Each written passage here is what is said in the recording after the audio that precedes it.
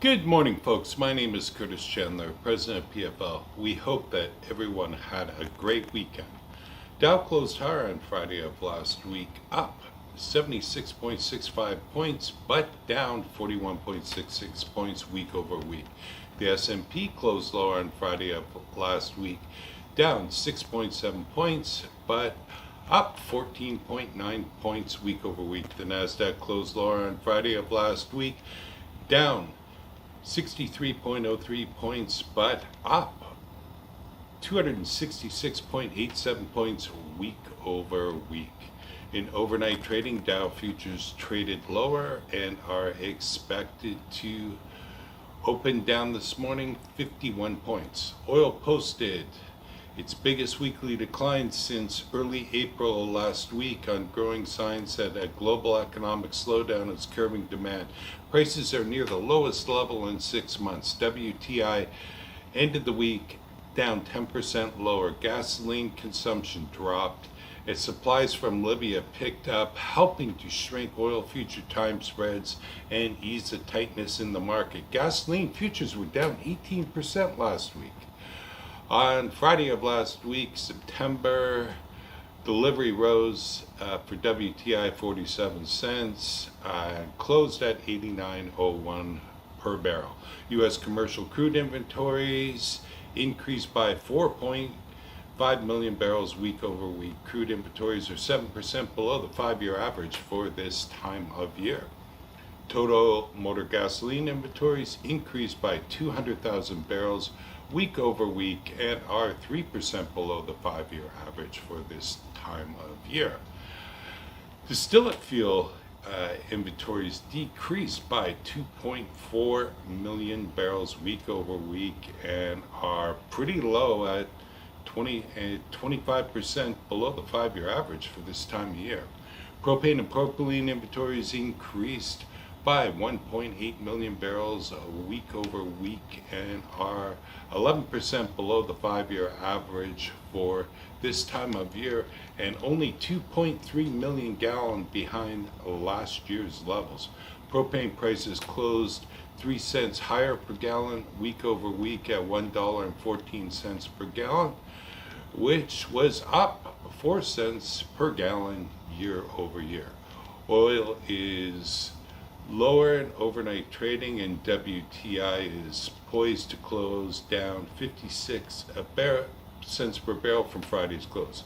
Total North American weekly rail volumes were down 3.1% in week 31 compared to the same time last year. 7 of 11 of AR's major traffic categories posted year-over-year declines, with this most significant decrease coming from grain, which was down 12.8%. The largest increases were from coal, up 4.7%, and non-metallic minerals, which were up 4.2%. North American rig count was down by 4 rigs week over week. U.S. rig count was down by 3 rigs week over week and up by 273 rigs year over year. The U.S. currently has 764 active rigs. Canada's rig count was down by 1 rig week over week and up by 47 rigs year over year. Canada's overall rig count is 203 active rigs. Overall, year over year, we are up 320 rigs collectively. Folks, we are watching a few things out there worth noting in today's podcast. We are eyeing Alberta crude inventories.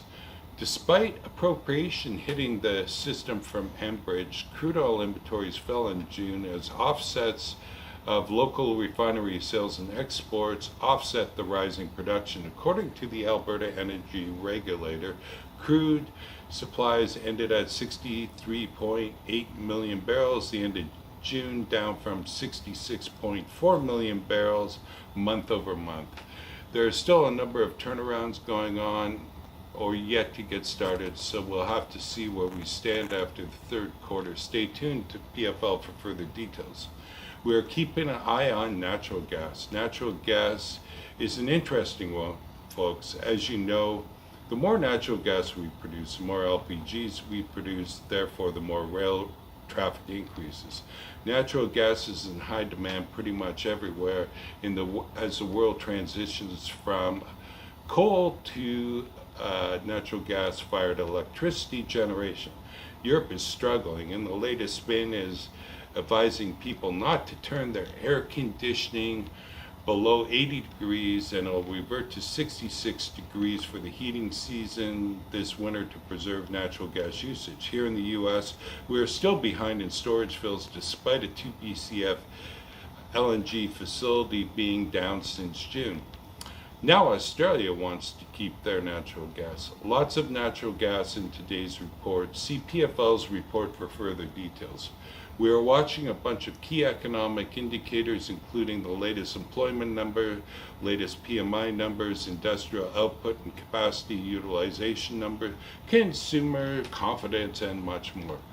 Folks, the numbers don't look that great. The only thing that really is okay is the job numbers, but now that the Senate has passed the Inflation Reduction Act, we will see where that one goes. See PFL's rail report for further details. The reading of PFL's rail report today is an absolute must. Not only do we dive into more detail as discussed in today's podcast, we also summarize the latest petroleum by rail numbers. We talk about refinery runs, overall petroleum import and export numbers. Bottom line, a lot of great information, a lot of fancy graphs. We hope that you enjoy reading PFL's rail report today. We do it all for you folks. PFL has been extremely active in railcar storage, return on lease strategies, subleasing, mobile repair, flaring, cleaning, and even mobile scrapping. In case you didn't know, PFL does do mobile scrapping. In addition to scrapping on a mobile basis, we have scrap locations set up across the country on every Class 1 where cars can be delivered clean or dirty, utilizing a free return move. We pay cash on arrival. Make sure you check out our just posted reports at pflpetroleum.com or call PFL to troubleshoot with any question or concern that you may have. Our number is 239-390-2885. And I'd like to add, although we've been busy, we're scheduling jobs for August and September as we speak on every one of the services that we talked about. So if you got something you need done right away, we'll be there for you. Give us a call at the desk. Again, that number is 239-390-2885, and we hope that everyone has a fantastic Monday and a great week, and we'll talk to you again next week, folks. Thank you.